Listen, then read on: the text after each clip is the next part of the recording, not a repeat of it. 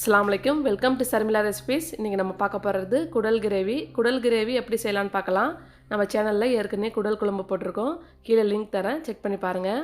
இப்போ குடல் கிரேவி எப்படி செய்யலான்னு பார்க்கலாம். நான் இப்போ குக்கரில் தான் செய்ய போகிறேன். ஒரு 3 ஸ்பூன் அளவுக்கு ஆயில் சேர்த்துருக்கேன். ஒரு துண்டு பட்டை, ஒரு ஏலக்காய், ஒரு கிராம்பு சேர்த்துருக்கேன். இப்போ 2 வெங்காயத்தை பெரிய சைஸ் வெங்காயமாக 2 வெங்காயம் கட் பண்ணி சேர்த்துருக்கேன். வெங்காயம் நல்லா பொன்னிறமாக மாறட்டும். அதுக்கப்புறமா நம்ம தக்காளி சேர்த்துக்கலாம்.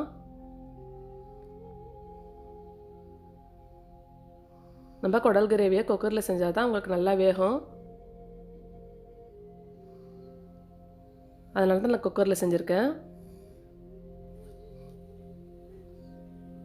குக்கரில் ஒரு 6-7 விசில் விட்டுக்கலாம். இப்போ வெங்காயம் நல்லா வதங்கிடுச்சு. இப்போ 1 ஸ்பூன் அளவுக்கு சால்ட்டு சேர்த்துங்க.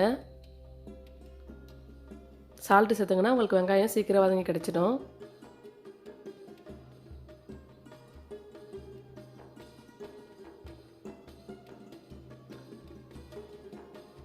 இப்போ நான் 2 தக்காளியை சின்னதாக கட் பண்ணி சேர்த்துருக்கேன். ஒரு பச்சை மிளகா காரத்துக்காக சேர்த்துருக்கேன்.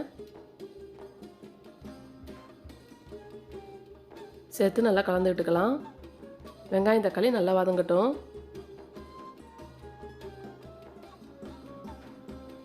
தக்காளியும் நல்லா முழுசாக கிடக்காம நல்லா வதக்கி விட்டுக்குங்க.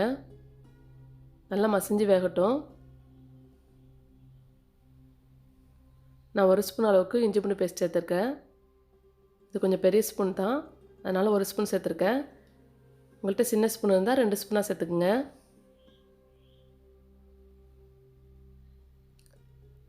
இஞ்சி பூண்டோட பச்சை வாசனை போகிற அளவுக்கு நல்லா வதக்கி விட்டுக்கலாம். இப்போ மசாலாலாம் சேர்த்துக்கலாம். நான் 1 ஸ்பூன் அளவுக்கு மிளகாய்த்தூள் சேர்த்துருக்கேன்.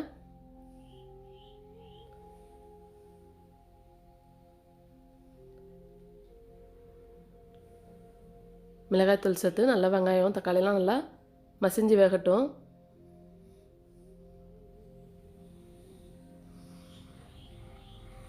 இப்போ ஒரு 1/2 ஸ்பூன் மஞ்சள் தூள், 1 ஸ்பூன் மிளகுத்தூள் சேர்த்துருக்கேன். 2 ஸ்பூன் கரம் மசாலா சேர்த்துருக்கேன். சேர்த்து எல்லாத்தையும் நல்லா கலந்து விட்டுக்கலாம்.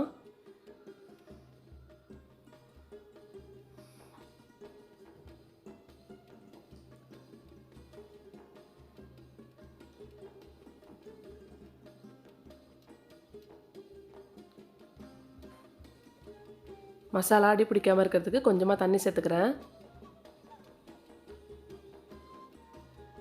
சேர்த்து நல்லா கலந்து விட்டுக்கலாம். வெங்காயம் தக்காளி வெங்காயம் நல்லா மசிஞ்சு வதங்கிடுச்சு. இப்போ குடலை சுத்தம் பண்ணி எடுத்து வச்சுருக்கேன், அதை சேர்த்துக்கலாம். நான் மஞ்சள் தூள்லாம் போட்டு நல்லா அலசி எடுத்து வச்சுருக்கேன். சேர்த்து நல்லா கலந்து விட்டுக்கலாம்.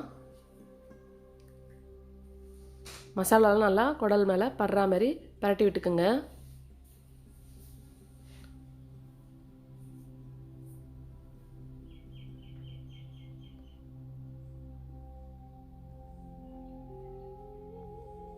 இப்போ நல்லா பரட்டி விட்டாச்சு. கொஞ்சமாக மல்லித்தலையை தூவி விட்டுக்கலாம். நம்ம கிரேவியாகவே ரெடி பண்ணுறதால 1 டம்ளர் அளவுக்கு தண்ணி சேர்த்துக்கிறேன். கிரேவிக்கு இந்த தண்ணி போதும். இப்போ கலந்து விட்டு மூடி வச்சுக்கலாம். ஒரு 6-7 விசில் விட்டுக்குங்க. திறந்து பார்க்குறேன் பாருங்கள், சூப்பராக குடல் கிரேவி ரெடி ஆயிடுச்சு. தண்ணி அதிகமாக வச்சோன்னா உங்களுக்கு ரொம்ப தண்ணியாகிடும். நம்ம கிரேவியாக செய்கிறதால 1 டம்ளர் அளவுக்கு தண்ணி வச்சா போதும். இந்த குடல் கிரேவியை நீங்களும் உங்கள் வீட்டை ட்ரை பண்ணி பாருங்கள். பிளேன் ரைஸுக்கு பரட்டி சாப்பிடும்போது சூப்பராக இருக்கும். ட்ரை பண்ணி பார்த்துட்டு கமெண்டில் சொல்லுங்கள். இந்த வீடியோ பிடிச்சிருந்தா லைக் பண்ணுங்கள், ஷேர் பண்ணுங்கள்.